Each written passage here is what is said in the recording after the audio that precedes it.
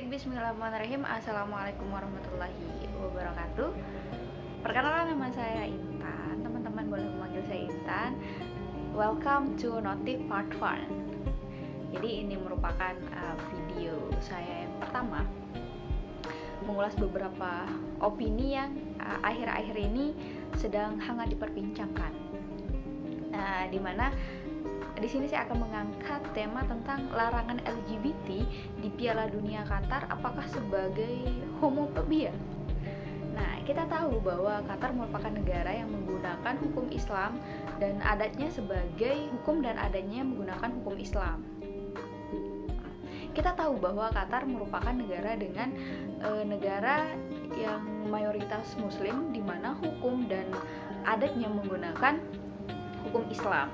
Nah, siapa yang tidak kenal dengan negara Qatar ini? Nah, negara ini merupakan negara yang dengan kekayaan yang sangat banyak dan yang sangat tinggi. Akhir-akhir ini Qatar sangat disoroti oleh publik, sangat disoroti oleh seluruh masyarakat di seluruh dunia, di seluruh penjuru dunia.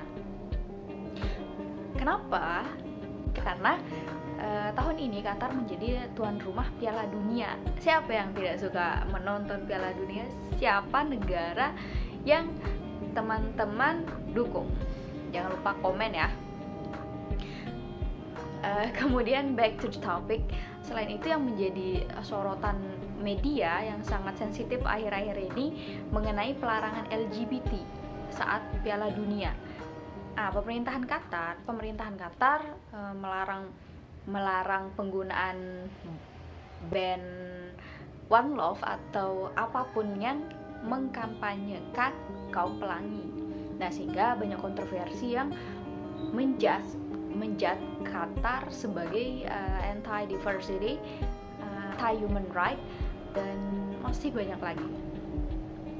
Nah, dari sudut pandang saya sendiri bahwa pemerintah Qatar sebenarnya tidak melarang untuk orang-orang LGBT datang ke negaranya atau melarang orang-orang LGBT untuk datang ke acara Piala Dunia tersebut. Namun pemerintah Qatar melarang adanya kampanye LGBT tersebut seperti itu. Karena apa? Karena kita tahu bahwa Qatar sangat menjunjung tinggi nilai-nilai keislamannya. Jadi wajar saja apabila mereka melarang adanya kampanye tersebut.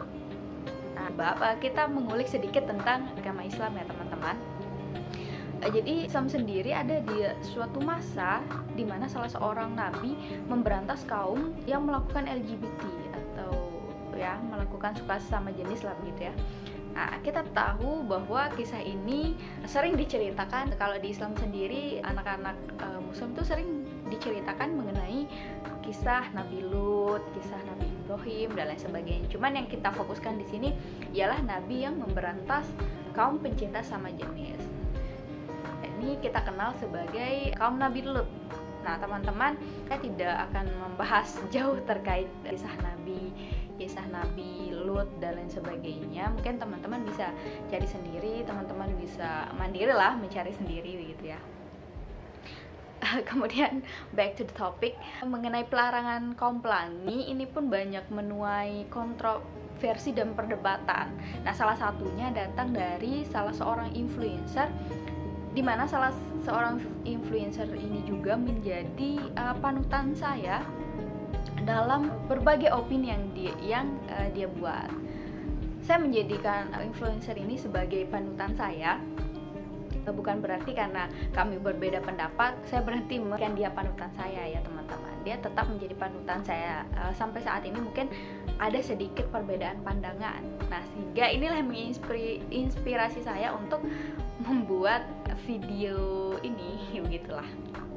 Nah, mengenai pelarangan kaum LGBT ini pun banyak menuai perdebatan. Seperti yang saya telah sampaikan tadi, salah satunya datang dari salah seorang influencer yang tanggapannya mengenai pelarangan LGBT di Qatar, yang dimana pernyataan ini sempat trending di Twitter. Nah, teman-teman yang penggiat Twitter atau penggiat TikTok, mungkin teman-teman bisa lihat pernyataan apa sih sebenarnya yang disampaikan oleh influencer tersebut, sehingga menuai kontroversi yang sangat menggemparkan seluruh netizen begitu.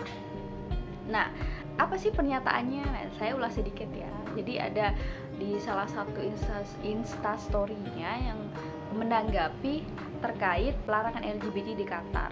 Nah, baik pernyataannya seperti ini.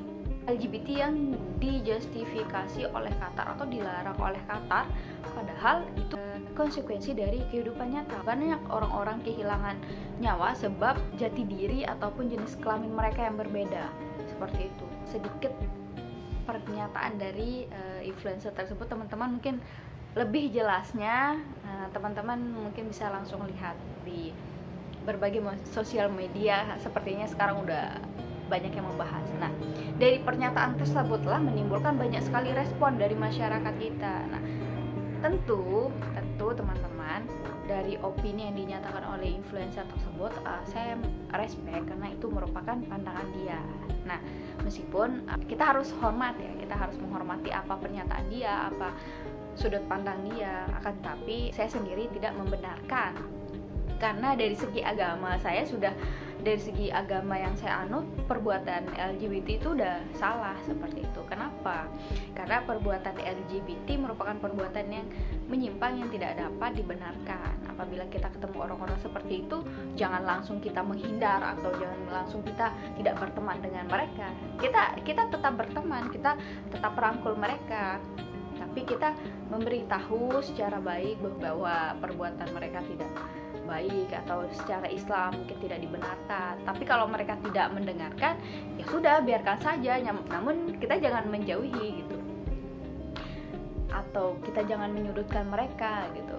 Kita kasih saja pemahaman tentang bahwa LGBT itu seperti ini, kalau dari kita ini dan sebagainya. Itulah, teman-teman mungkin bisa membahasakan sendiri. Nah, kita perlu tahu juga bahwa kewajiban kita ya memang harus saling mengingatkan gitu. Sebagai muslim, apabila ada saudara kita yang menyimpang, ya kita harus memberitahu gitu.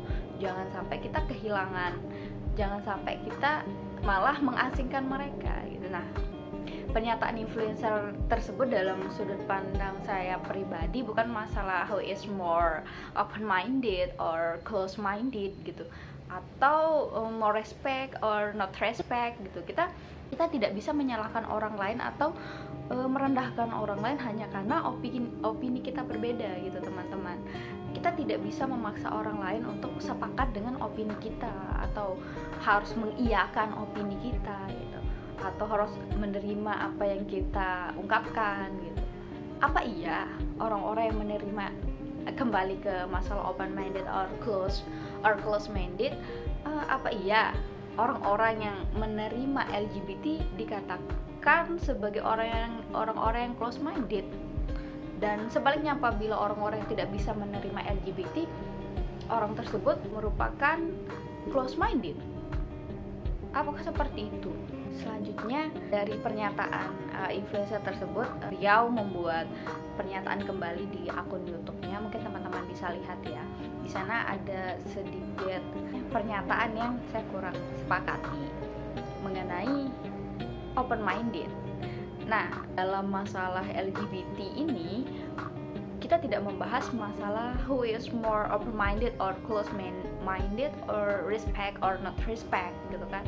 Kita tidak bisa menyalahkan orang lain atau merendahkan orang lain hanya karena opini kita berbeda atau opini kita tidak bisa diterima oleh mereka begitu.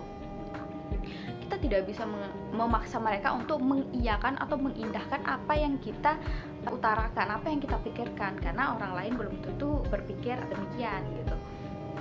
Apa iya orang-orang yang menerima LGBT stereotipnya sebagai orang-orang yang open minded, dan sebaliknya apa iya orang-orang yang tidak menerima LGBT sebagai orang-orang yang close minded? Apakah orang-orang yang open minded ini merupakan orang-orang yang telah menerima perbedaan meskipun itu di agama kita sendiri itu dilarang gitu? Apakah itu yang dikatakan sebagai open minded gitu? Kita mengambil contoh dari Jerman. Orang-orang di Jerman menganggap LGBT sebagai sesuatu yang diperjuangkan karena apalah gitu alasan mereka. Nah, tapi di Indonesia sendiri dan di Qatar misalnya, mereka negara yang tidak menerima LGBT, dan itu pula yang harus kita respect. Jangan sampai kebiasaan kita di negara satu kayak disamakan dengan negara yang satunya gitu. Kita harus saling merespek, dan kita harus mengingat bahwa bebas bukan berarti dapat melanggar kebebasan orang lain pula gitu. Kalau di Qatar memang melarang, tapi melarang di sini bukan kategori untuk mengecam atau melarang orang-orang yang melakukan LGBT untuk datang ke negara tersebut, tapi melarang untuk mengkampanyekan. Itu saja sih dari saya. Sekian dari saya, thank you, bye.